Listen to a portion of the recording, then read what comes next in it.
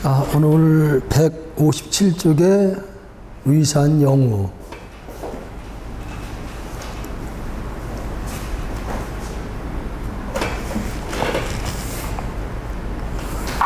하루는 위산이 백장을 곁에서 모시고 있었는데 백장이 물었다.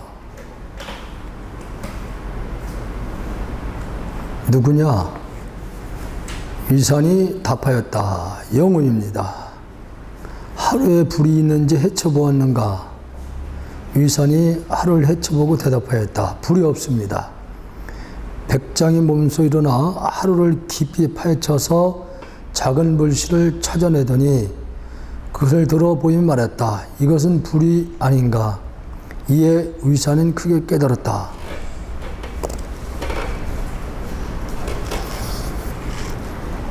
여러 번 그 말씀을 드렸습니다마는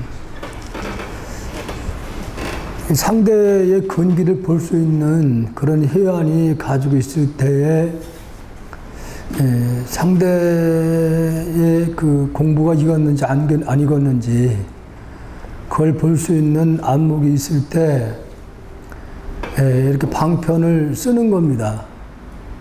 그냥 일방적으로 이렇게 하라 저렇게 하라 하는 것이 아니라 방편을 쓰는데 상대의 때에 맞게끔, 다시 말씀드리면은 닭이 알을 품고 있을 때 닭이 병아리가 닭 그 알 안에서 신호를 보내는 겁니다. 나갈 때가 됐다. 근데 혼자는 못 나옵니다. 절대로. 혼자는 못 나와요. 병아리가. 그걸 깨트려서 나올 수가 없어. 그래서 어머니가 판단을 어미가 해서 요놈이 나올 때가 됐구나 하는 걸 판단해서 부리로 한번 톡 찍어주면은 거기서 깨틀고 나와요. 더 이상은 안 도와줘. 어미가.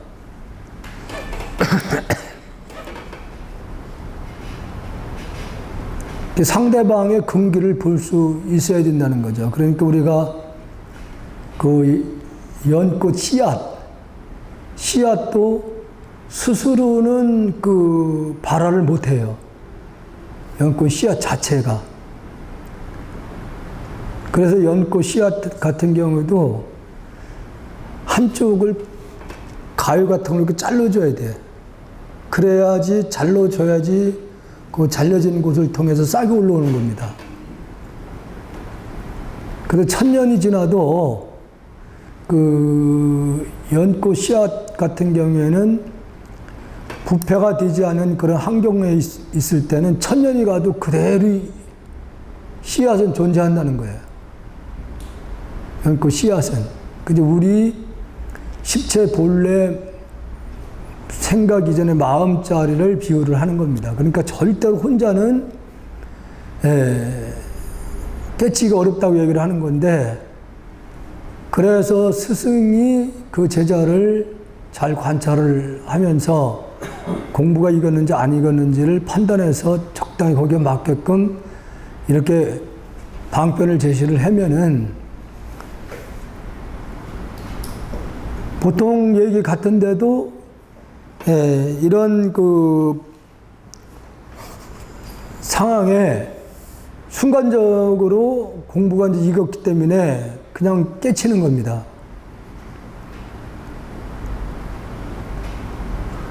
그래서 중국의 그 조사 스님들 같은 경우는 이 스승이 제자한테 그 가르침을 내릴 때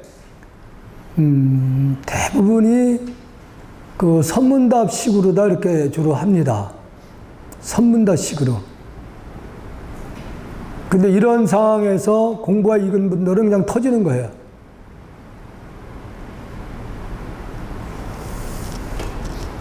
여기서도 누구냐? 근데 의사는 아직 그 눈을 못 뜬 상태였던 거예요, 여기서요. 그러니까 위산이라 그렇게 불렀을 때는 사실은 차원에서의 부르고 있는 거예요. 뭐 위산을 몰라서 스승이 부르지는 않은 거거든요. 그래서 여기서 이미 눈을 뜬 사람은 위산이라고 불렀을 때에 본래 자리를 묻기 때문에 여기서는 입을 띄면은 사실 답이 아닌 거예요. 근데 위산이 아직 눈을 못 뜬 사람이니까 자기의 이름과 형상에 속은 겁니다. 속은 거예요. 이 상태에서는 대답을 한 것이. 영어입니다. 하루에 불이 있는지 헤쳐보았는가? 위산이 하루를 헤쳐보고 대답하였다. 불이 없습니다. 그러니까 직접 백장이 몸소 일어나 하루에 깊이 파헤쳐서 작은 불씨를 찾아내더니 그것을 들어 보이며 말했다. 이것이 불이 아닌가. 그 순간에 위산은 크게 깨달았다 그런 얘기입니다. 다음은 남대 수환. 어떤 스님이 남대 수환 하상에게 물었다. 하상은 경학, 학문적으로 공부를 많이 하신 분을 하상이라고 부른다고 그랬어요. 적적하여 의지할 데가 없을 때는 어떻게 합니까? 그러자 선사가 답하였다. 적적하다. 그러니까 이 질문 자체도 적적하여 의지할 데가 없을 때는 어떻게 합니까? 이렇게 물은 거죠. 그런데 그 선사가 그냥 적적하다. 이 적적하다는 말은 항상 고요하다 그 얘기예요. 그러니까 일반 아직 깨치지 못한 사람 입장에서는 어떤 대상을 아직도 의식하고 있는 거야. 대상을. 그 대상을 의식하고 있기 때문에 적적하다는 말을 여기서 적적하여 의지할 데가 없을 때, 적적하다고 그러면 고요하고 고요한데 이 사람은 육신, 정신작용, 마음과 몸이 외롭다는 것을 표현하고 있는 거예요. 이 얘기 무슨 얘기냐면 아직 형상에 대한 집착을 하고 있다는 증거예요. 이 부분이. 그러니까 적적하다 하는 말은 항상 고요하다. 고요를 하기 때문에 적적할 이유가 없다 그런 얘기죠. 그리고 나서 적하고 외친 뒤에 개성으로 말하였다. 활을 한 거죠. 활.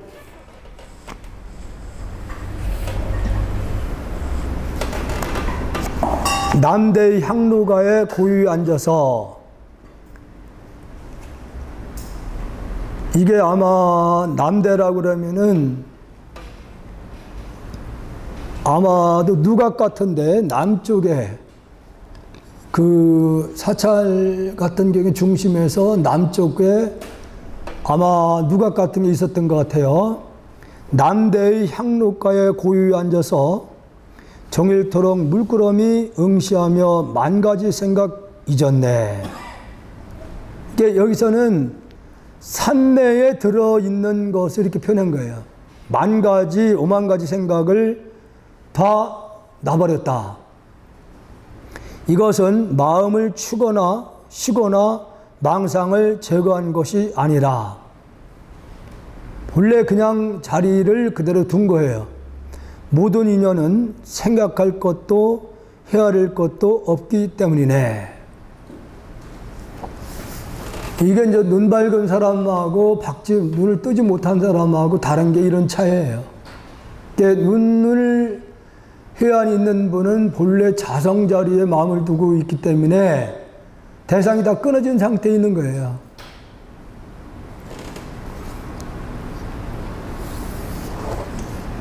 아직 이 학문적인 그런 경의 문자에 아주 의지하고 있는 분 입장에서는 이런 뜻을 이해를 못하죠. 이런 깊은 뜻을. 저도 그 출가가 얼마 안 돼서 큰 스님들이 법문을 할 때 굉장히 그때 당시에 답답하고 왜 저렇게 어려운 말을 할까 이렇게 생각했었어요. 그 전에 저도. 아니 왜 저렇게 법문을 어렵게 알아듣지 못하는 법문을 하는가. 근데 어느 날 이 관음사에서 법회를 하는데 대구 그 BBS 방송국에 한 프로를 이제 진행을 맡고 있는 스님이 관음사 와서 이제 법문을 한다고 그래서 그때 이제 거기를 들러봤어요. 그랬더니 모니터를 반죽이죠. 그러니까 반죽에 모니터를 설치해 놓고 나오나 노래를 막 불러대키더라고. 그래서 이게 저게 뭐 하는 거지 하는 생각이 들더라고요. 하면서 자기 하는 말이 자기들 큰 스님들을 막 욕을 하는 거예요. 알아듣지 못하는 법문을 한다고 막 좀 어른 스님에 대한 불평불만을 굉장히 많이 하더라고요. 그래서 그때도 당황을 했어요. 그럼 자기가 나오는 노래를 부르는 것이 그게 법문인가? 그래서 한곡 이렇게 듣고서 그냥 바로 그냥 나와버렸는데, 그랬다 얼마 있다 그 스님이 이제 간암으로 돌아가셨대요. 네. 돌아가셨다고 그러더라고요. 그래서 이게, 그 큰 스님들의 그 선법문을 내가 이해를 못하는 것을 그분을 원망할 것이 아니라 내가 무지한 거지.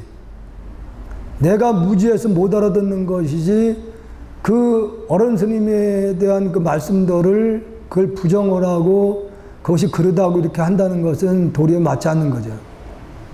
내가 공부 안 돼서 그런 건데. 그때 당시에는 몰랐어요.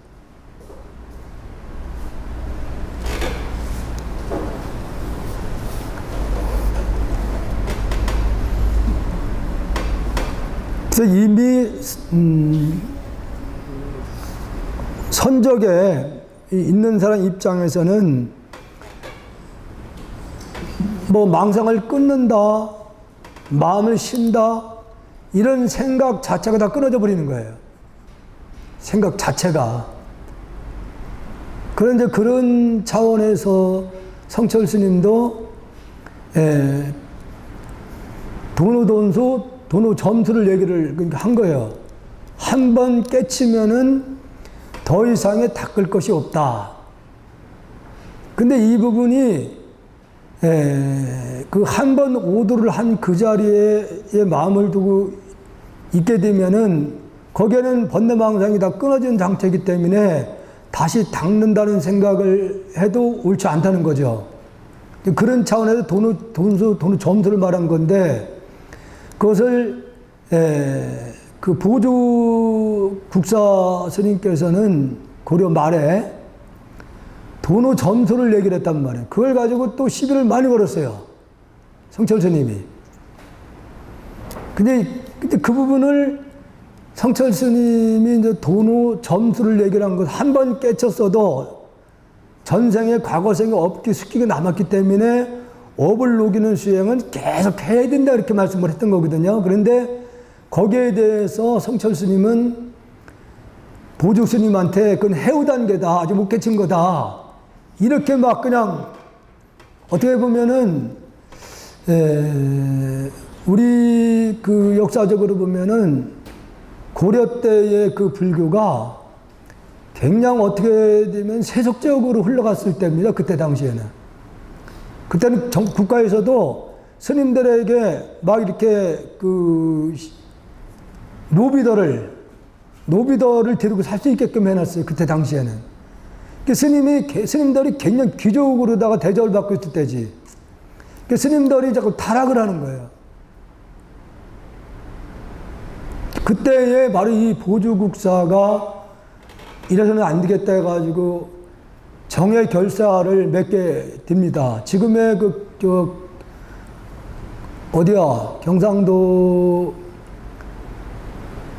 갑바위 뒤쪽으로 가면 오주암인가? 무슨 오주암이 있죠, 거기요. 거기서 처음에 정예 결사를 시작을 했어요. 근데 너무 좁아, 도량이. 그래서 송광사로 자리를 옮겨서 송광사에서 다시 우리 이 불교를 바로 세우자 하는 그런 차원에서 불교의 그 정도에 불을 지폈던 분이 보조국사였어요. 근데 보조국사 스님도 말씀이 맞는 거예요. 왜냐하면 그래서 제가 보조국사의 그 어록을 이렇게 쭉 보면서, 아, 이분은 뭐 확실히 눈을 뜨신 분이지 해우 단계는 아니구나. 근데 이런 부분은 청하 스님도 강조를 굉장히 많이 하셨어요. 청하 스님도. 이제 깨쳤다 하더라도 과거생의 습기가 많이 남았기 때문에 그걸 밝히는 수행은 거듭해야 된다. 그래서 제가 중국의 조사 스님들은 보통 오도를 한 후에도 20-30년을 부임을 수행을 하고 세상에 나왔단 말이에요.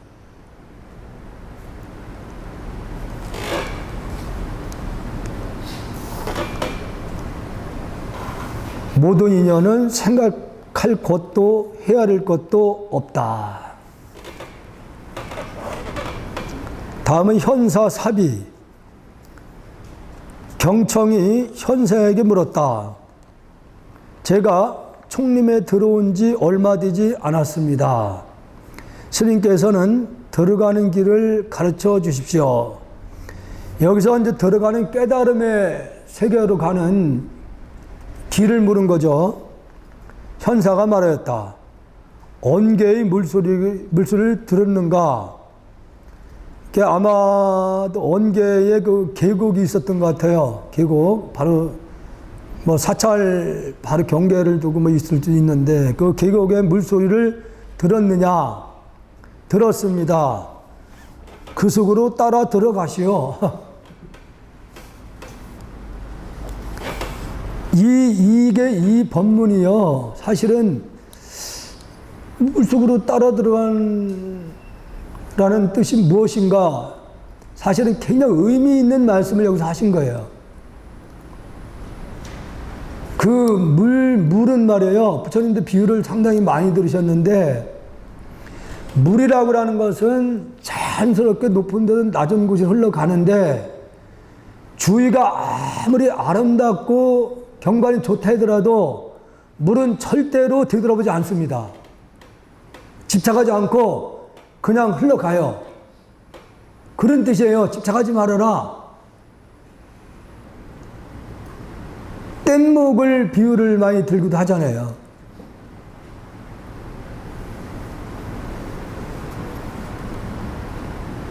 물과 같이 집착하지 말고 그냥 있는 그대로 하라는 뜻이죠. 경청은 이 말을 듣는 순간 들어가야 할 곳을 깨닫게 되었다. 어떻게 해야 되는가를 알아차렸다 그런 얘기죠. 현사가 법당에 올라가서 법문하였다. 나는 서가모니와 함께 참문하였다. 말해보아라. 참문하여 누구를 보았는가? 여기서 서가모니와 함께 참문하였다고 그랬어요. 참문하여 누구를 보았는가? 이게 이제 대중들에게 점검을 하는 거예요. 점검을. 여러분이 지금까지 제가 설명한 걸 잘 이해를 했으면은 이 뜻을 알 수가 있는 거예요.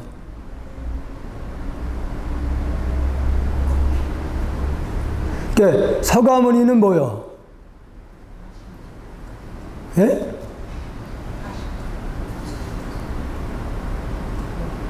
서가모니는 그건 이름이지. 왜냐면은, 자, 보세요. 지금 여 현사 스님이 살을 때하고 서가모니 부처님하고 시간 차이가 얼마나 많이 나요? 예? 그렇잖아요. 서가모니와 함께 참문하였다는 게 서가모니 부처님의 그 본래 자리와 나의 본래 자리는 다르요, 같아요? 예? 같은 거 아니에요. 다르지 않잖아요. 그러니까 여러분은 바로 여기서 이름에 속은 거예요. 문자에 속았다 그런 얘기지.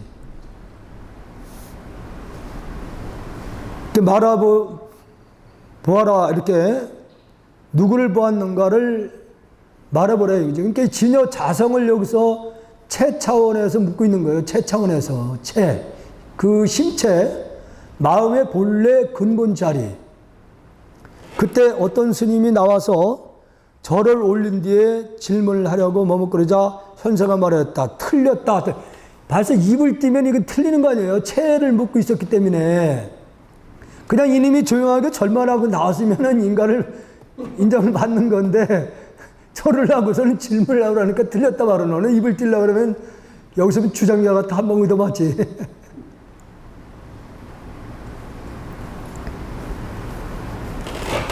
그리고 곧바로 법좌에서 내려왔다.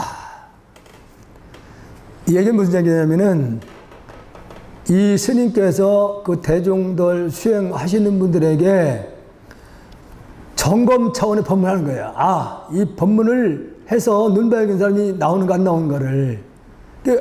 없거든. 더 이상 할 말이 없어요. 내려오는 게 그냥.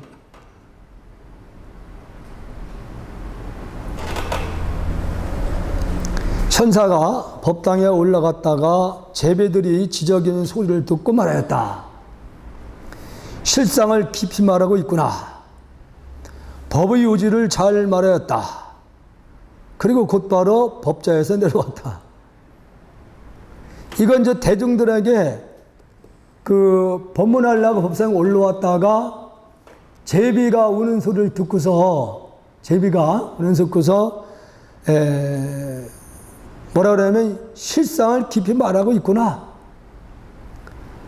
법의 요지를 잘 말하고 있구나. 그러면은 대중들은 의심이 생겨 안 생겨요?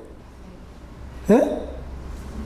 그러면 여기서는 대중들에게 의문을 야기시켜주는 거예요. 이 부분이. 눈바른 사람이 없으니까. 이걸 스스로 터득을 하라는 얘기죠. 제비가 지저귀는 소리를 실상을 지금 잘 말하고 있다. 그 얘기예요. 제비가 말을 이렇게 하는 건 아니지만은 그 자기들의 의사 표현이 그게요. 예? 그러면 제비가 말을 하는 말은 바로 자기의 어떤 제비가 누구를 부르는지 아니면 뭘 하는지 모르지만은 그 표현을 실상의 작용이다. 그런 얘기. 실상의 작용이다. 예? 마음의 작용이다. 그런 뜻입니다. 이게요. 법의 요지를 잘 말하였다. 제비가 지저귀는 소리를 실상을 잘 말하고 있구나 하고서는 법의 요지를 잘 말하였다. 더 이상 말할 거 없다 기제요.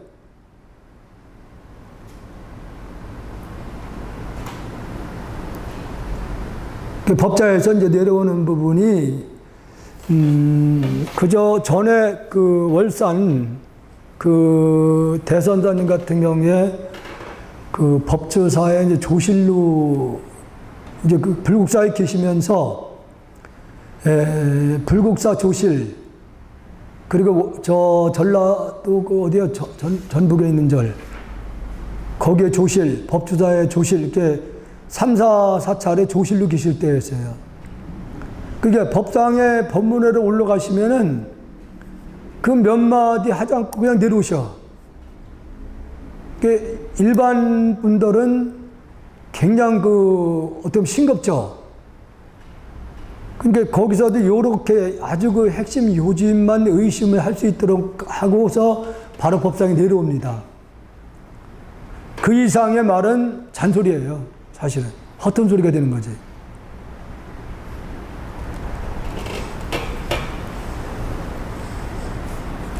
설봉이 현상에게 말하였다. 그대 삽이 두타는 어찌하여 고개를 벗어나 행각을 하지 않는가.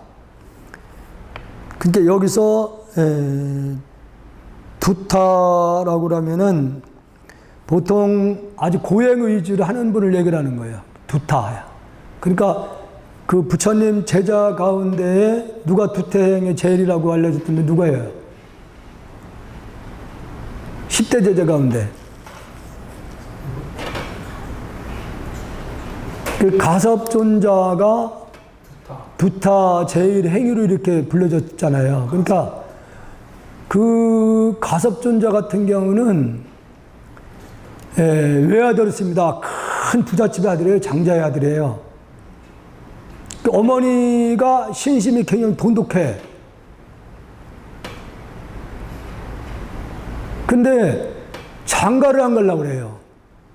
그 가섭이 출가하기 전에 장가를 안 가려고 하니까 그 하는 어머니가 그럼 어떤 여자를 소개를 해줘야 되겠냐 그러니까 어머니 같은 분이면 내가 하겠습니다 라는 거 말이에요. 어머니 같은 분이면 하겠다고 그랬던 거예요. 그러니까 그 어머니가 돈이 많으니까 자기가 유사하게 생긴 여자를 찾는 거예요. 엄청나게 돈을 투자를 해가지고. 그러니까 어머니와 비슷한 모습을 가진 여인을 불러들여서 결혼을 한다고 했으니까 해야 될 거 아니에요. 결혼하고 첫날 바로 거기서 각방을 씁니다. 기가 막힌 거죠. 그 여자 입장에서는. 그러니까 어머니가 그걸 알게 돼요. 어머니가 그걸 알게 되니까 우리 아들은 안 되겠구나. 그래서 출가를 하게 되는 경우였거든요. 부처님한테 이제 제자가 됐는데 워낙 근기가 스승하다 보니까 고행 위주로 수행을 했습니다. 이분은요. 그러니까 그 고행에 아주 우리가 보통 사람으로서 견딜 수 없는 그런 고행 위주로 수행을 하다 보니까 이 정성이 어디까지 뻗쳐냐면 하늘까지 뻗쳐요. 천생까지도. 나중에는 그 한 천녀가 매일같이 하루에 한 번씩 천상에 음식을 갖다 봉양을 해. 남이 볼 때는 아무것도 안 먹는 걸로 돼 있어. 매일같이 새벽에 천상에 여인이 갖다 공양을 올리고 있으니까. 그래도 머리도 안 깎고 수염이고 뭐 일찍 깎질 않아요. 그러니까 외모로 봤을 때는 저 가섭인지 누군지 알 정도로.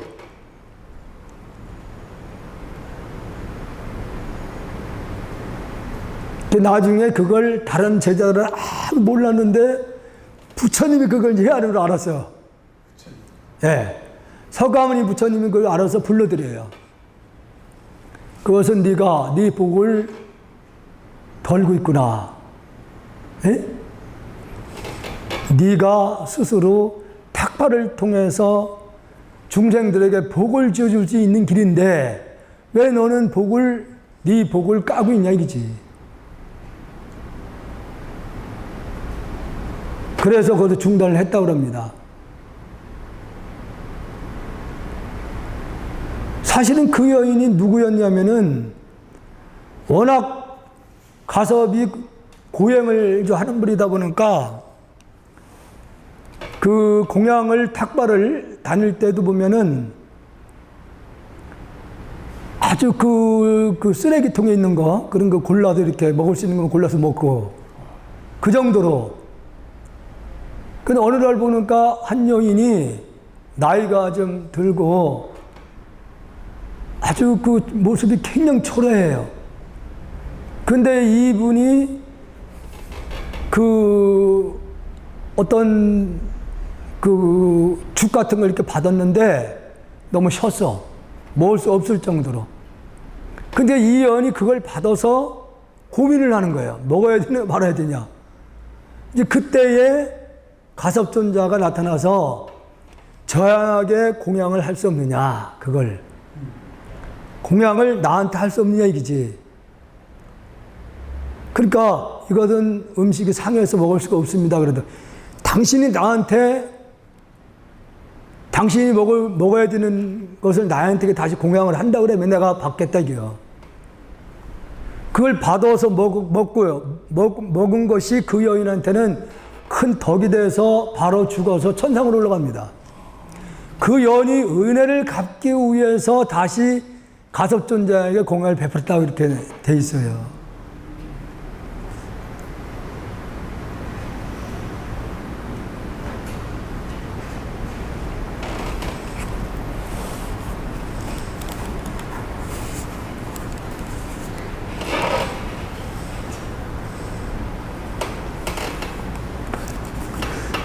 그대 사비 두타는 어찌하여 고개를 벗어나 행각을 하지 않는가? 고행을 다시 계속 하지 않느냐? 그리하여 현사는 막 고개를 넘다가 그만 발가락에 돌에 부딪혀 다치고 말았다. 그는 아픔을 참지 못하고 소리를 질렀다. 저것도 허공이고 이것도 허공이다. 나의 몸이 없는데 아픔은 어디에서 오는 것인가? 허허 달마께서는 동쪽 땅에 오지 않았고 이족께서는 서천 쪽으로 가지도 않으셨다. 그리고서 현사는 설봉으로 되돌아와 다시는 고개 밖으로 나가지 않았다. 여기서 발가락을 이제 다쳤으니까 막 그냥 아파서 소리를 지르다가 그 순간적으로 저것도 다 일체 현장이 실체가 다 없어. 예? 허공이요, 이것도 허공이요, 나의 몸도 허공이다 그런 얘기죠. 근데 아픔은 어디에서 오는 것이냐? 여기서 달마가 서쪽에도 온 적이 없다 이게요. 요 부분에서 이분이 눈을 떴다는 증거예요. 교학에서는 달마스님이 분명히 선법을 중국에 전한 걸로 돼 있는데, 그러면 여기서 이 스님께서 달마는 동쪽 땅에 오지 않았다 하는 이 부분을 알아차리면 되는 거예요, 여기서는. 예?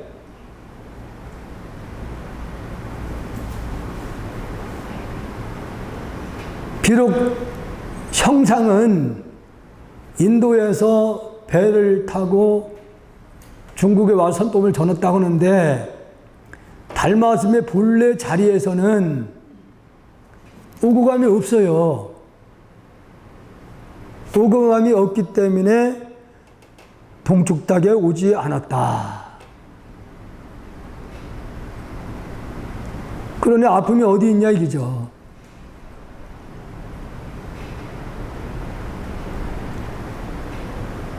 이주는 누구예요? 근데 사실 해가 스님에 대해서 어떻게 열반했는지는 기록이 없어요. 그때 당시에 중국의 그 상황을 보면은, 그때 당시에 중국이 양무제가 남쪽을 통치했고 북쪽에는 이렇게 나눠져 있을 때는 말이에요. 그때 당시에. 이게 중국이 이렇게 나눠져 있을 때에 양무제는 어쨌든 기복적으로 신앙이 굉장히 돈독했어요. 복을 짓는다는 그런 일념하에 탑도 많이 세우고 스님들한테 공양도 많이 올리고 절도 많이 짓고 이렇게 하는 분이었거든. 그게 이제 자기는 불교라는 생각을 아주 하고 있었던 거예요. 불교라는 생각. 불교도 낮은 차원의 불교가 있고, 이 부분은 아함방등경을 보면 알아요. 이게 아함방등경에서는 주로 인과가 핵심인데 여기서는 이런 건 하고 이런 건 하지 말아라. 윤리적인 부분에 이런 거라면 이런 가호를 받고 이런 행위라면 이런 덕을 받게 된다. 그렇게 말씀을 하시고서 반야부에 와서는 아함방등에서 말씀했던 부분을 싹 부정을 해버려. 그러니까 여기서 부정한 부분은 바로 금강경에서 설명을 하고 있는 거예요. 금강경의 축수판이 반야신경에서 무자가 몇 개 있다고 그랬어요? 21개. 그러니까 초기 경전에서 말씀할 부분들을 반야신경에서 다 거기서 부정을 하고 해버린 거예요. 차원이 그렇게 나눠지는 거야. 아함방등경만 공부하는 분들은 차원이 아주 낮은 공부를 하고 있는 거고, 반야부에 와서 에서는 바로 부처님이 깨달음을 이룬 실제의 그 진여 당체 차원에서 말씀을 하는 거기 때문에 차원이 엄청나게 다른 겁니다. 근데 사실 양무제는 금강경을 직접 강의를 했던 분이야. 무무백관을 상대로. 그럼에도 불구하고 그 반야신 금강경의 본래 뜻은 이해를 못하는 상태에 있었던 거예요. 달마 스님이 들어왔을 때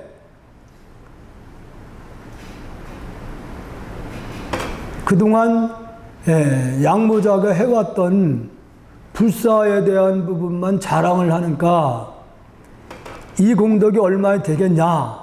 내가 이렇게 많은 불사를 하고 탑도 많이 지우고 했는데 공덕이 크지 않느냐를 물었는데 의예의 답을 듣게 되는 거죠. 없다. 공덕이 하나도 없다. 바로 여기서의 바로 본래의 그 신체, 이 직지의 마음의 본래 체 차원에서는 오구감이 없고 생사도 없으니까 그 자리 차원에서 달마 스님이 양무제에게 답을 했는데 양무제는 그걸 못 알아들어요. 못 알아들으니까 그때 당시에 양무제를 추종하던 분들이 굉장히 많았어요. 스님들도 그렇고. 그러니까 오히려 달마 스님을 외도다. 삿된 무리다. 이렇게 해서 양무제를 추종했던 분들이 달마를 없애려고 다양한 방법을 씁니다. 그래서 그때 당시에 지금의 소림사에서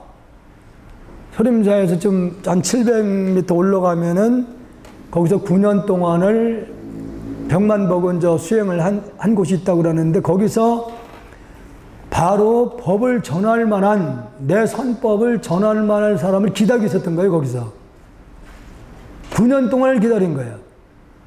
그 기다리다가 바로 이주 해가라는 사람을 만난 거야. 그러니까 그때까지만 해도 계속 양무제를 추종했던 사람들은 어떻게 하면 달마를 없앨까?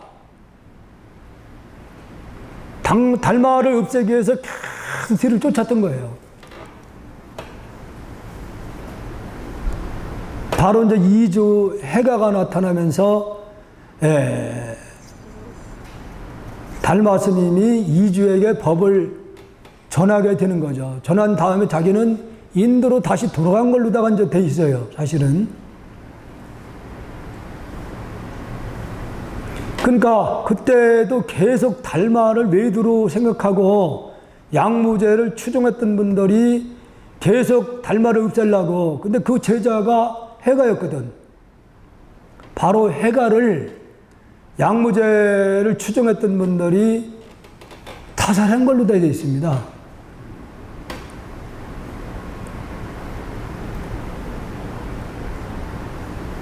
그래서 여기서 이주 해가도 서천 쪽으로 인도로 가지도 않으셨다. 그러니까 본래의 그 자리에서는 오구감이 끊어진 차원에서 말씀을 하는 거예요. 지금 여러분들이 밴드에 들어가서 내가 지금 글을 올리는 걸 그걸 계속 반복해서 보시면은 지금 내가 얘기하는 부분들을 더 자세히 설명을 하고 있습니다, 거기서는.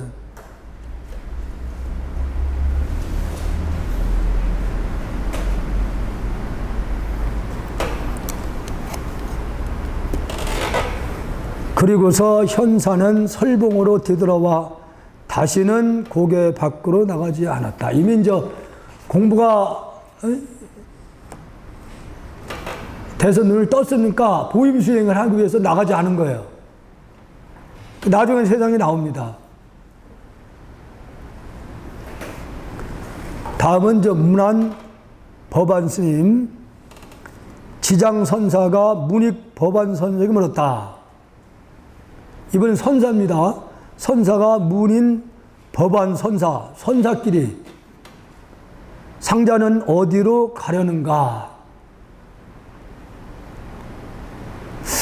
아마도 이 중국에도 그 안거가 한거, 동안거, 우리나라하고 날씨가 어느 좀 비슷하니까 아마 그런 안거철에 정진을 하고 문익법 선사가 아마 떠나는 다른 데로 떠나는데 지장 선사가 물은 거죠. 상자는 어디로 가려느냐? 법안 선사가 답하였다. 이리저리 행각을 할까 합니다. 행각이란 무엇이요? 잘 모르겠습니다. 그러니까 여기서 어떻게 보면 선문답이 된 거예요. 행각이라는 것은 보통 저 배낭을 메고 계속 걸으면서도 수행을 하는 거예요. 보통 이걸 행선이라고도 합니다. 행선. 그러니까 일반인들은 스님들이 좌선만 이렇게 앉아 있는 것만 수행으로 생각하는 분이 많아요. 앉아서. 그건 좌선 수행이에요. 그러니까 옛날에 그 스님들은 지금과 같이 수단이 없었기 때문에 어느 그 선방에 가서 한 스승 밑에서 공부를 하다가 뭔가 좀 시원치 않으면은 어디 강원도에 큰 뭐 눈 밝은 선지식이 있다 그러면 걸어가는 거예요. 지금보다는 그때가 사찰 인심이 좋았을 때지. 계속 걸어가면서도 정진을 하는 거예요. 한 생각 놓치지 않고 정진하다가 저녁 때가 되면은 다시 절로 들어가면은 밥을 다 줬거든요. 지금은 때 지나면 안 가. 저 앉아요. 때 지나면 스님들도. 그래서 요즘 스님들은 때 지나면 다시 바로 찜질방으로 합니다. 찜질방. 예. 시간 지나면 스님들이 절로 안 들어와요. 지금은. 알아서. 그래서 우리 후원보살님은 참 그런 분은 잘 하시는 분이야. 새벽에 막 스님들이 4-5명 몰려와도 밥이 없어도 그걸 꼭 해서 드려. 예, 그런 부분은 잘합니다. 공양 다 하고 난 다음에 스님들이 와도 다시 또 이렇게 해서 준비를 해서 이렇게 드리더라고요. 그래서 그런 부분은 지금 후원보살님이 잘 하시는 것 같아요. 그렇지 않으면요, 때 지나면은 객스님들 들어오면 밥 안 줘요. 잠은 제가 줘요. 그러니까 때 지나면은 지금도 뭐 잘 안 재워주려고 그러지. 예. 그러니까 아예 스님들이, 객스님들이 찜질방으로 가는 거야. 찜질방으로. 거기서 밥을 다 해결할 수 있잖아요. 싸게. 예.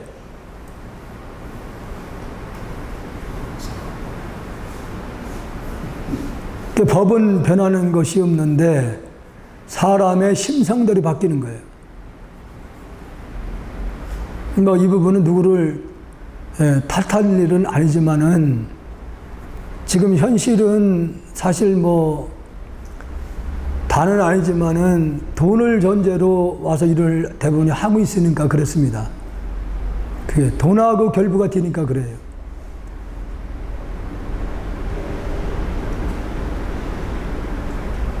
그래서 이 행각은 어떻게 하는 거 아는데 물은 거야. 그럼 물었다면 이 물음은 바로 설문답을 하는 거예요.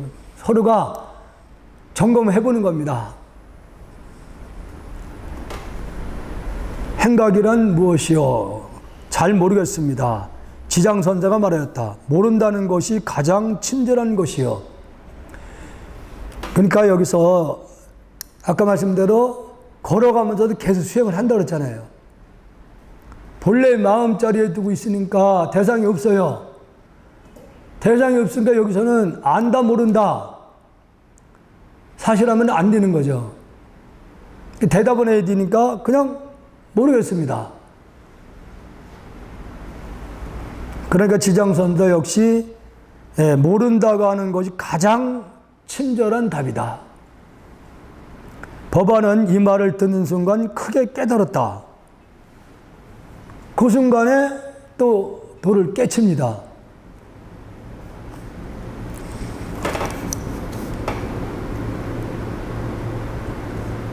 계속 정진을 하시는 분들한테는 그게 눈에 보이게 공부를 오래 했다 해가지고 눈에 나타나는 건 아니거든, 유형에.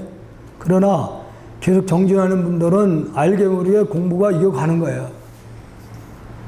분명히 우리는 목적지는 한 곳이에요. 딱 한 곳. 그곳은 누가 데려다 주는 게 아니야. 스스로 가야 돼. 그래서 한 발짝 한 발짝 매일같이 올라가다 보면은 99% 올라가서 스승 잘 만나면 거기서 그냥 확 열려버리면은 체계 경제 그냥 올라가 버리는 거예요. 우리 고사님 어디까지 왔습니까? 예? 어디까지 오셨어요? 감이 나갈 수가 없죠.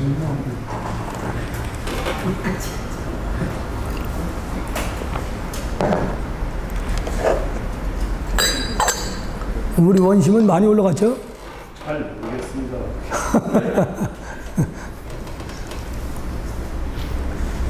밥을 줘야지 밥을 먹지. 응? 원심. 그 페이스북에 지금 밥을 자꾸 주셔. 그러면 내가 먹어주지. 알겠습니다. 예.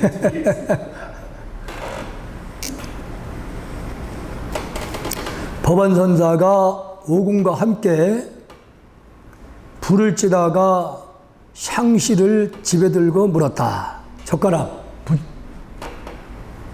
부젓가락 있죠? 이게 옛날에는 그 하루불에 불을 이렇게 불씨를 꺼치면 안 되니까 그걸 불 젓가락에 자꾸 이렇게 다듬어 꾹꾹 눌러놔야 돼요. 이게 어른들이 고구마 꺼먹는다고 뭘 해쳐가지고 하면은 야단 맞고 막 그랬다고. 파헤치면 금방 꺼진다고. 그러니까 꽉꽉 눌러. 그래서 이 오공이라는 분과 불을 찌다가 향시를 집어들고 물었다. 여기서 또 공부 점검을 하는 거예요. 이게 이제 탁마라고 하는 겁니다. 도반끼리는 서로가 질문하고 답하고 그래서 공부가 안 됐구나 했다는 걸 탁마를 통해서 점검을 계속 하는 거예요.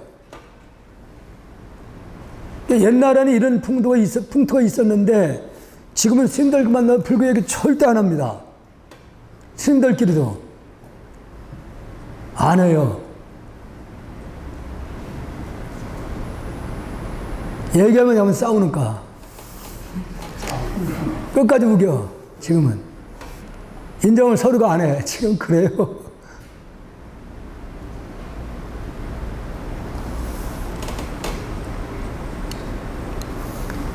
이것을 향시라고 부르지 않는다면 사형께서는 무엇이라고 부르겠습니까? 이 질문이 뭐예요?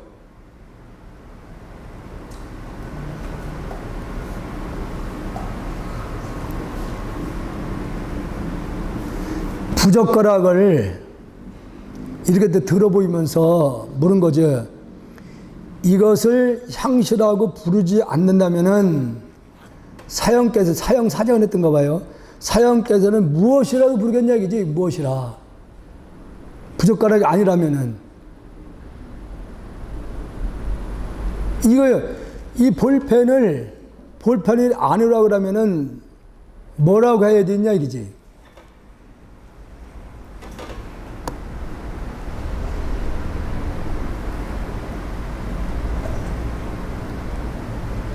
오늘 우리 도인보전이 안 나오니까 답이 안 나오네. 답이 안 나와.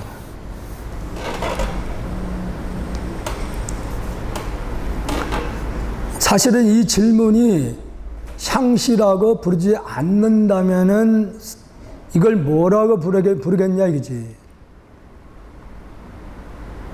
그러면은 여기서 답을 오공이 향시라 부르겠어. 이렇게 답을 했어요. 맞아요, 틀려요? 틀린 겁니다, 여기서는. 왜냐하면은 이미 향시가 아니라고 그러면 이 본래 자리를 여기서 묻고 있기 때문에 여기서는 입을 뜨면 사실은 틀린 거예요. 뒷방맹하면 더 맞아야지. 여기서는.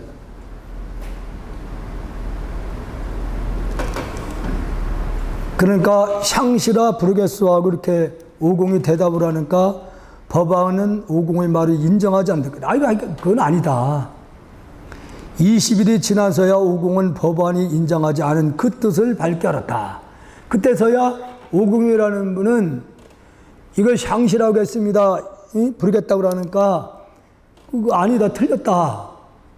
처음에는 인정을 안 했다가 아니 20일 지나서 가만히 생각하니까 아, 법안 스님이 말이 맞구나.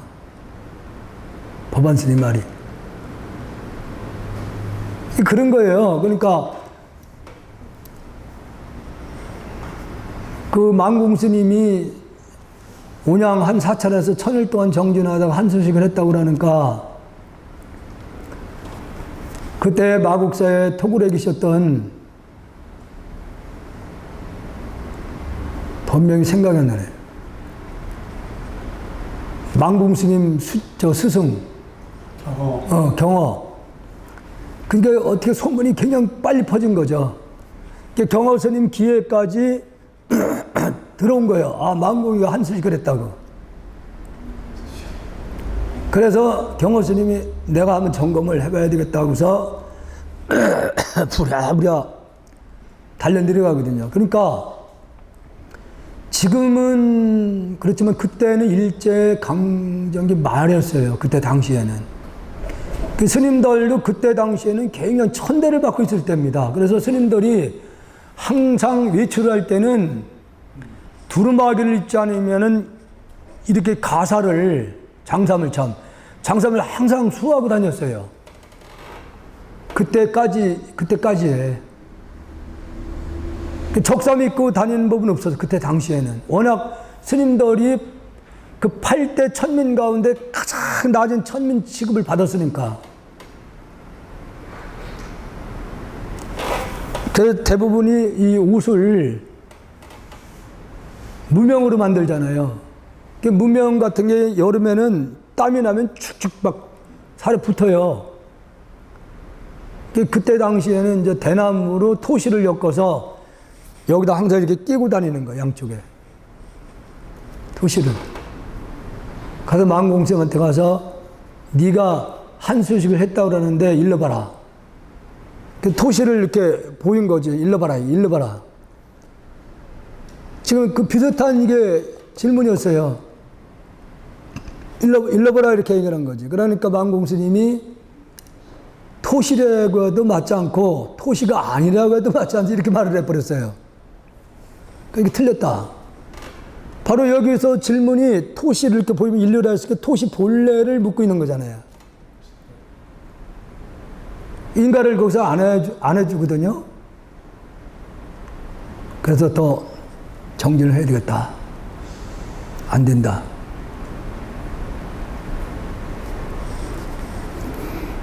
지금 여기서도 비슷한 질문을 했던 겁니다. 그러니까 답을 향시라 부르겠다. 다시 얘기를 하니까 향시라 부른다 그러면은 젓가락이 다시 부르겠다. 이 젓가락이라고 아니라고 그러면 뭐라고 하겠냐 이거지. 젓가락이 아니라 그러면 그걸 물은 건데 난 젓가락이라고 하겠다 이거요. 형상으로만 보고 답을 한 거죠. 그러니까 그건 안 맞는 거지. 법안과 도반 세 사람이 이 승주 법사에 천지는 나와 같은 뿌리라고 만물은 나와 한 몸이다. 지금 요게 이게 중국의 승주 스님이 개성이에요. 이게 그 천지가 여호와 동군이 만물이 여일체라는 말이. 승조스님. 예. 승주 스님의 이게 그 개성입니다. 이게 천지와 나와 한 뿌리고 만물이 나의 한 몸이라는 거.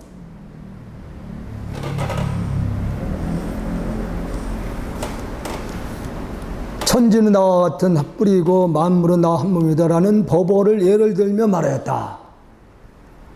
참으로 기괴하기도 하다. 정말 기괴하기도 하다. 그 말이 처음에 이해를 못한 분 입장에서는 이상한 말이라고 생각할 수 있거든요. 어떻게 해서 하늘 땅이 나하고 한 뿌리고 만물이 나하고 한 몸이 되냐. 그걸 기괴하다고 이렇게 말을 한 부분이에요.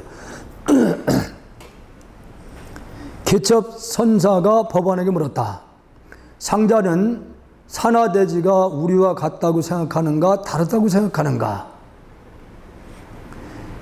이게 이제 탁말을 하는 겁니다. 탁말을. 세 사람이 한 스님의 천지가 여호와 등 만물이 일체라는 개성 부분을 가지고 서로가 탁말을 하는 거예요.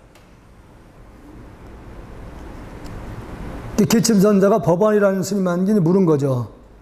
산하대지가 우리와 같다고 생각하는가 다르다고 생각하는가? 법안이 대답하였다.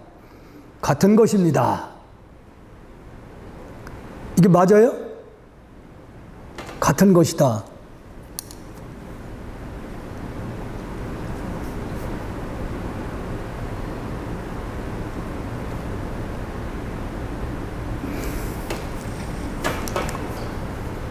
그러니까 질문이 천지와 여호와 동굴 만물이 여일처럼 그 개성 부분을 가지고 정말 그 말이 나하고 한 몸이고 한 뿌리냐 이게 물은 거죠. 물었을 때에 같은 것이다 이렇게 이제 답을 한 부분에 대해서 개침 선사는 손가락 2개를 세우고 한참을 들어보다가 말하였다. 2개로구나. 2개로구나.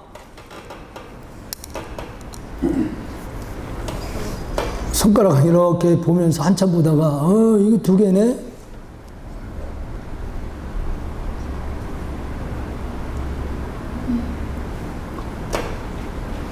그때 여기서 천지가 나 한 몸이라는 부분에 물은 부분은 사실은 하나도 아니고 둘이 아니에요. 여기서는 사실은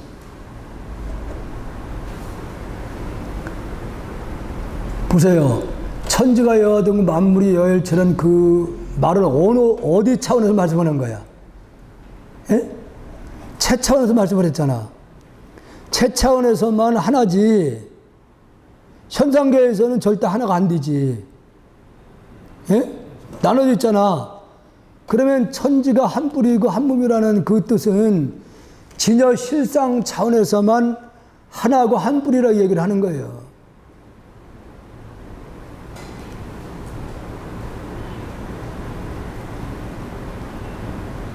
그 체차원에 대한 부분을 물은 부분이거든요. 이게 지금 여기서는. 근데 같다고 얘기를 하니까 아니거든. 아니라고 하니까 두 손가락을 이렇게 2개 보이면서 한참 쳐다보다 2개네 하는 순간에 법안 스님이 깨달았다 그런 얘기야. 그래서 우리가 선문답이라는 것은 질문 요지가 뭔가를 빨리 판단이 돼야 돼요, 이게요. 다음은 개침선사. 개침선사가 법안과 도반 3사람을 산문 밖에서 숭배하다가 법안에게 말했다.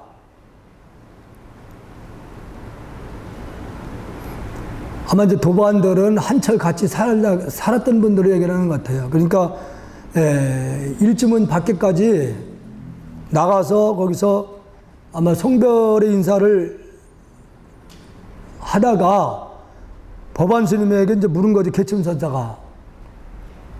상자는 평소 3계는 오직 마음뿐이다라고 말하였는데 그리고 나서 뜰에 있는 돌을 가리켜 물었다. 이 삼계가 색계, 육계, 무색계가 다 하나의 마음이라고 했는데, 갑자기 그 대돌, 뜰에 돌을 가리키면서 이 돌은 마음에 있는가, 마음 밖에 있는가? 예? 질문 자체가 삼계가 다 마음이라고 얘기했으니까 돌을 가리키면서 그 돌은 마음 안에 있느냐, 마음 밖에 있느냐 이렇게 물었어요. 이 질문도 뭐예요?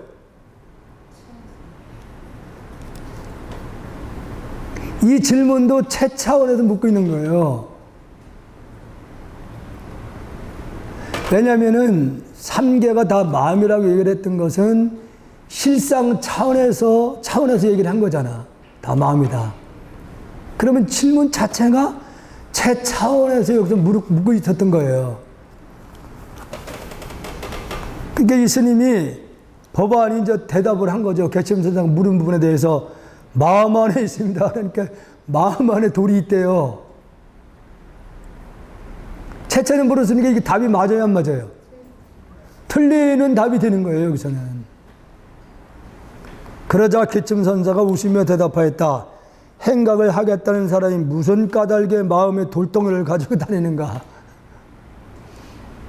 법안은 이 말을 듣는 순간 크게 깨달았다. 이건 방편인 거예요. 그 수행을 한 철을 한 사람에게 이렇게 보니까 금기가 좀 수승하거든. 그래서 3원밖에까지 인사를 하면서 숭배를 하는 순간에 하나를 툭 던져줘서 깨닫게 해주는 겁니다. 얼마나 멋져요. 깨치게 보니까 삼계가 다 마음이라는 말은 돌이라는 거에 이미 여기서는 집착을 하고 있는 거예요. 돌이라는 이름에 속은 거예요. 개침선사가 삼계가 다 마음이라고 그랬는데 돌은 네 마음 안에 있냐 밖에 있냐 이 질문 자체가 이 말의 속론가 형생의 속론가 하는가를 그걸 묻는 거야.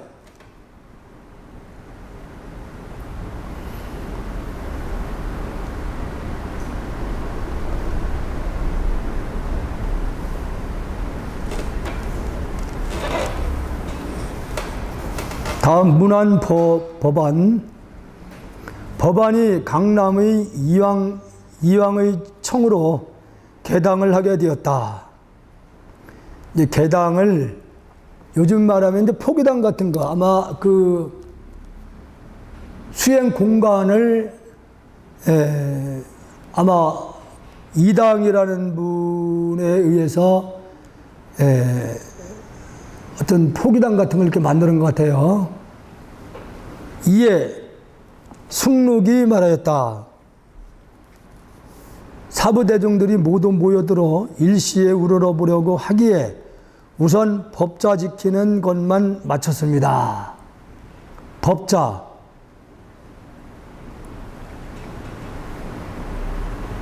법안이 말하였다. 저 대중들이 진정한 선지식을 참견했느냐? 승록은 이 말을 듣는 순간 크게 깨달았다. 참 지금 이런 부분이 좀 아쉬운 부분인 거예요. 오늘날에는.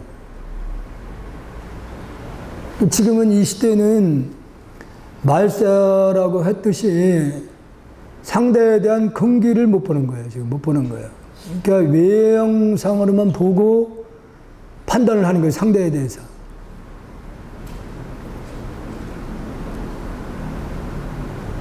그래서 여기서 이 법자를 지킨다는 말은 이 이왕이라는 분에 의해서 개원을 한 거죠. 선방 같은 걸 개원을 했는데 그게 소문이 나가지고 엄청난 대중들이 몰린 거죠. 그러면 여기서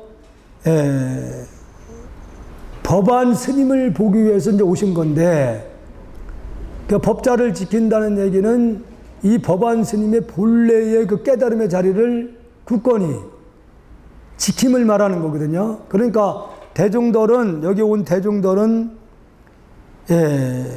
일시에 우러러보고 하기에 우선 법자를 지키는 것만 마쳤다. 법안이 말했다. 저 대중들이 진정한 선지식을 참견하였는가?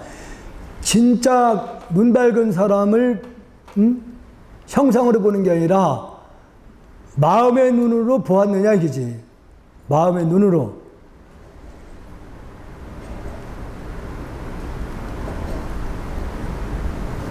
형상으로는 절대로 상대에 대한 근기를 볼 수가 없어요. 외형적으로. 지금은 대부분의 일반인들의 그 의식 수준이 그런 스펙을 먼저 봅니다. 스펙을.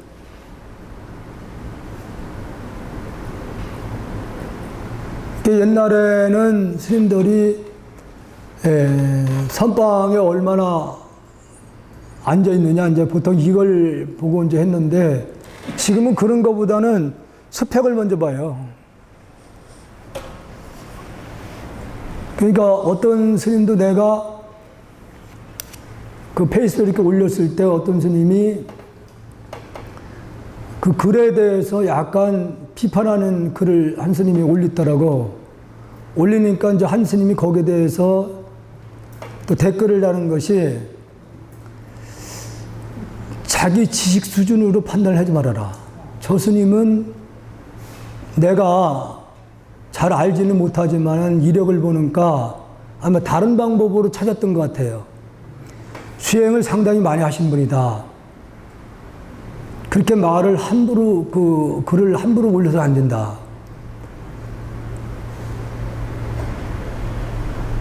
그러니까 더 이상 그 사람은 더 이상의 글을 못 올려요. 그다음부터는. 예.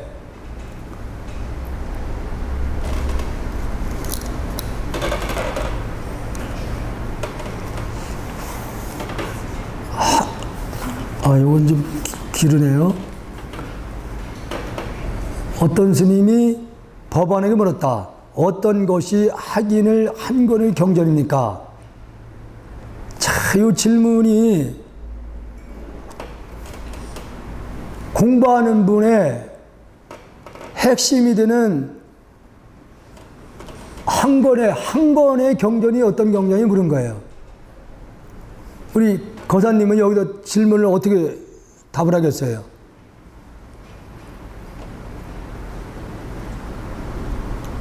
한 권의 경.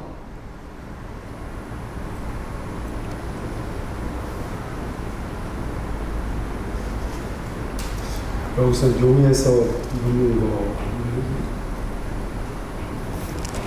한 권의 경, 그러니까 제가 그 달마 스님의 스승이었던 바냐다라 존자, 그 일화가 있잖아요.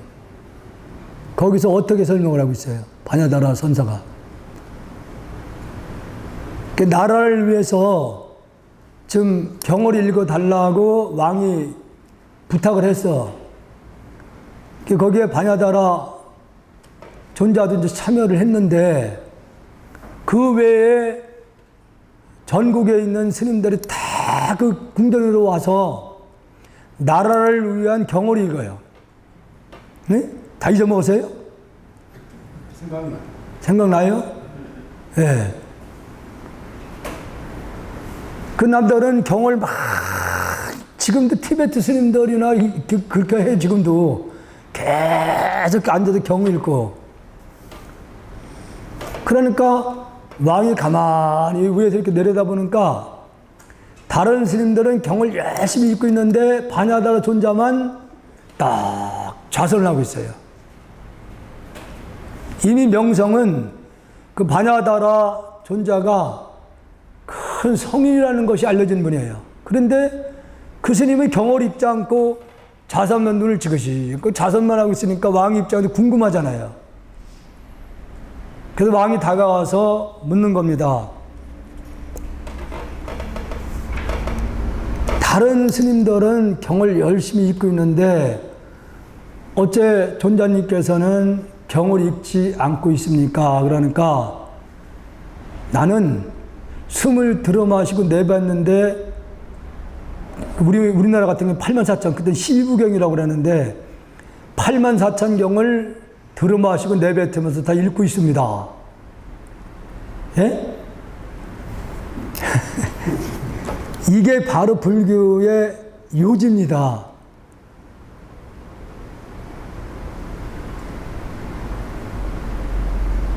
부처님께서 일생을 통해서 우리 중생들에게 읽게 해주기 위해서 한 말씀의 핵심이 뭐냐면은 오직 마음 심자 하나 이렇게 가르쳐 주기 위해서 한 거예요. 오직 마음이다.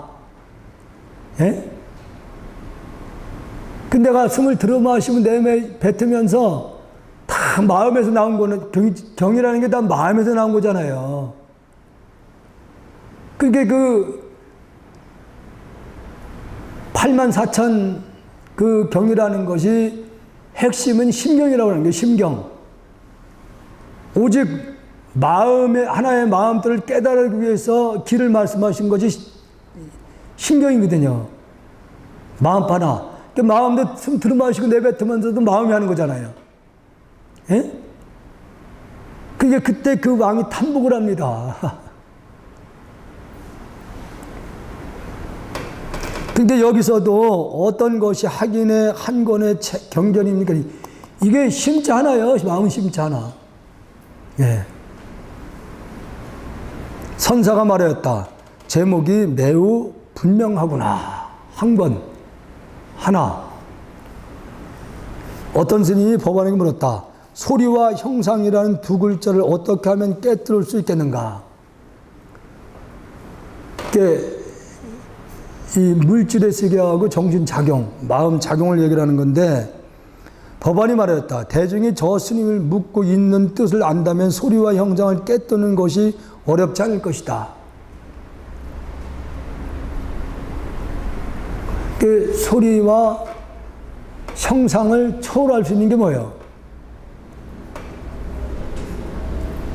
하나의 마음들을 알면 다 초월하는 거지. 간단하죠?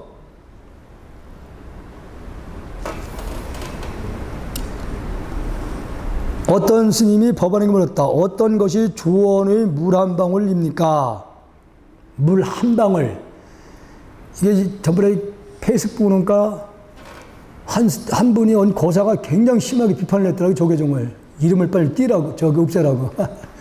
중국에 그걸 받았다고 해가지고, 그 중국에서 왜 그 넘어온 걸 그걸 계속 쓰냐고. 이게 조언의 물 한 방울이 뭘 말하는 건지 알아요? 조언?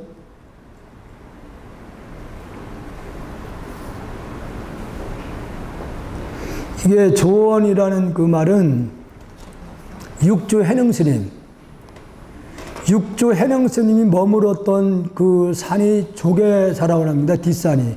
그리고 앞에 큰 개울이 흘렀다고 그래요. 그래서 그 뒤에 산 조자, 거기에서는 뭐 조시들이 사는 마을이라고 해가지고 뭐 조계라고 했다고 그러는데, 항상 중국의 선사들 분들 가운데 보면은 어느 산에 머물면 그 산의 이름을 호로 쓰는 경우가 많았어요.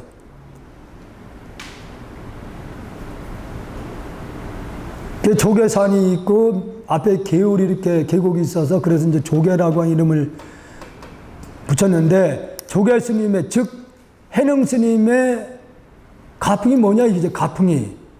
그 질문에 가풍이 무엇이냐? 법안이 말하였다. 조언을 물 한 방울이 바로 그것이요.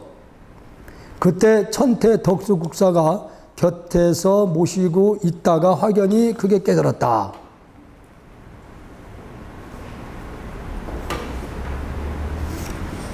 그 해능스님, 육조 해능스님의 가풍이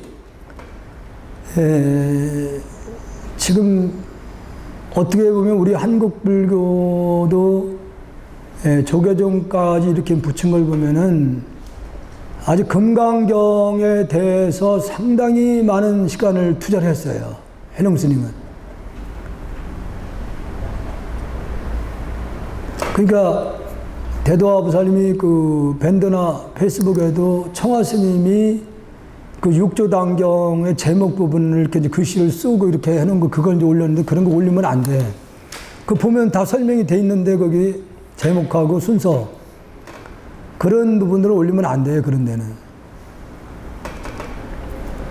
그러니까 해능 스님은 금강경을 중심으로 해서 수행자들에게 마음을 닦는 공부를 이제 요지를 말씀해 분들이 정리하는 게 그게 육주단경이에요. 육주단경이거든요. 그 지금 우리나라 조계종 같은 경우에도 해능 스님이 평생을 금강경 위주로 공부를 가르쳤고 했기 때문에 그래서 우리나라의 조계종도 지금 금강경을 소위 경전으로 이렇게 삼거든요. 중요한 경이다. 핵심이 되는 경이다. 조계종을 중심을 잡아주는 경이 금강경이다. 이런 얘기죠. 선을 표방하는 그런 그 가르침들, 내용들이 돼 있어요. 그걸 이제 가풍을 물은 건데, 조언을 물 한 방울이 바로 그것이, 이게 요 질문에 대한 답이 틀린 겁니다, 이것은. 가풍을 물었으면 여기서의 그, 어떻게 보면은 체 차원에서 이렇게 묻고 답을 했다고 이렇게 볼 수 있는데, 사실은 체 차원에서 말을 했으면 더 좋았을 건데.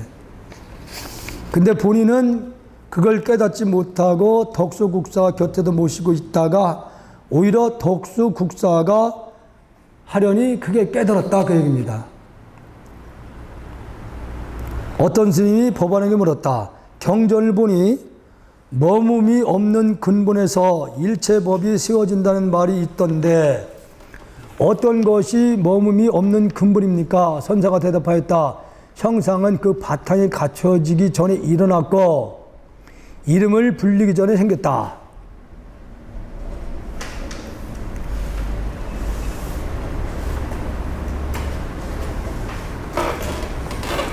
천지가 하늘 우주가 만들어지기 전에도 있었고 우주가 멸한되더라도 그 자리는 그대로 있다 그러니 그게 심체 자리 차원에서 얘기를 하는 거예요. 심체 차원에서.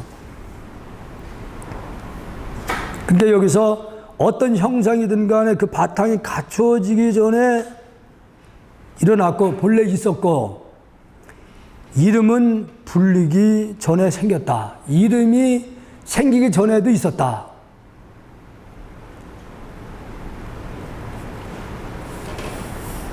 어떤 세속 사람이 어린 아이를 데리고 법안 선사를 찾아왔다. 그런데 법안 선사가 물어도 아이는 대답을 하지 않았다. 그러자 선사는 개성으로 말하였다. 저 아이는 8살이 되었지만 물어도 말을 하지 않네. 말을 하지 못하는 것이 아니라 큰 법을 말하기가 어렵기 때문이라. 입을 뜨면 그르치니까.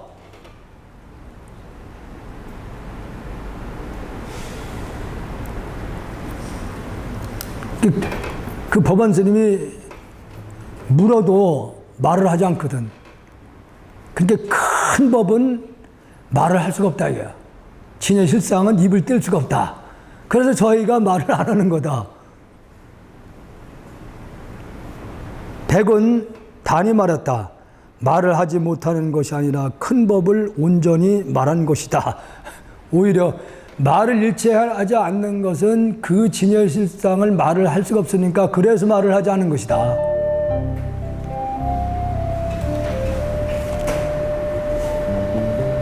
자, 오늘 여기까지 하겠습니다.